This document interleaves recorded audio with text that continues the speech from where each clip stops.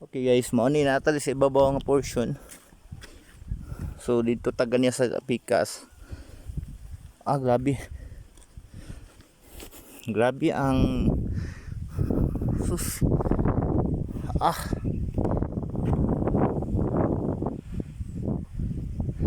Tula ang isa ka bukid so far. Perte yung guba kasada ni siya. Mga kasada.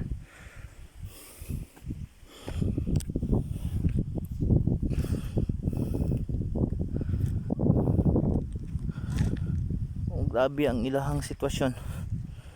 Wanay tao, ghost town siya. Ghost town na. Ang napay mga balay dito sa unahan kana napay mga komunidad sa dakupan siya nga kalsada. Wala na, putol na ang dalan diri. Ato tas pikas diri sa bayon tani, unahan pa ta.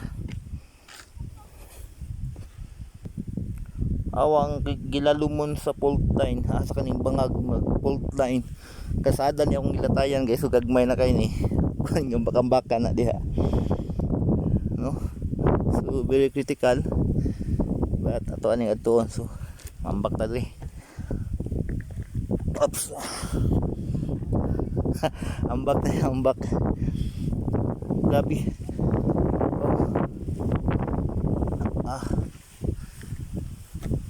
Baho, may patay gud diri, baho man.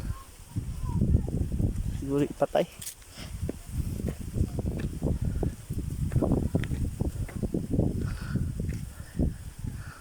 Grabe ang sitwasyon. Nga to aning gikuan diri guys. Para makita jud ninyo kung unsay epekto sa linog diri sa Tagaytay, New Aklan, glan, Sarangani.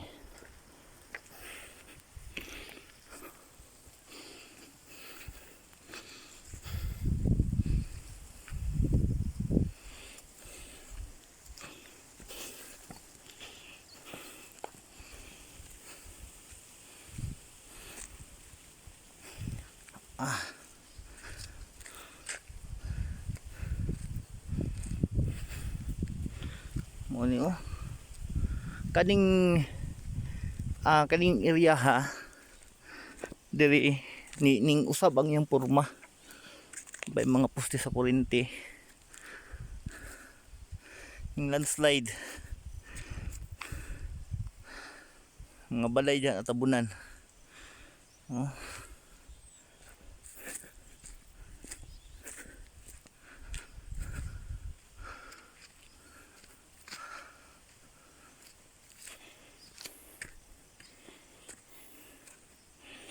Mga yuta.